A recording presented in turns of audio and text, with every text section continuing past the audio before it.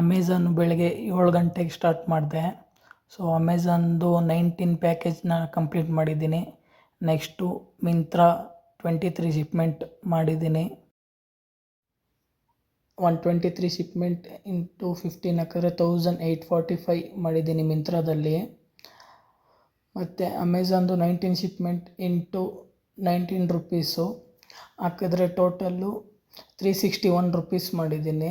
So total ಎರಡು ಲೆಕ್ಕ ಹಾಕಿದ್ರೆ ಇವಾಗ 369 ಪ್ಲಸ್ 1845 ಹಾಕಿದ್ರೆ 2214 ಇವತ್ತಿನ ಆ್ಯಕ್ಟಿವ್ ಇನ್ಕಮ್ ನಂದು.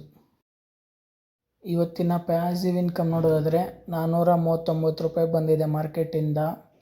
ಸೊ ಓವರಾಲಾಗಿ ಹೇಳ್ಬೇಕಂದ್ರೆ 4669 ರೂಪಾಯಿ ನನ್ನ ಪೋರ್ಟ್ಫೋಲಿಯೋ ಗ್ರೋತ್ ಆಗಿದೆ. ಸೊ ಇದು ಪ್ಯಾಸಿವ್ ಇನ್ಕಮ್.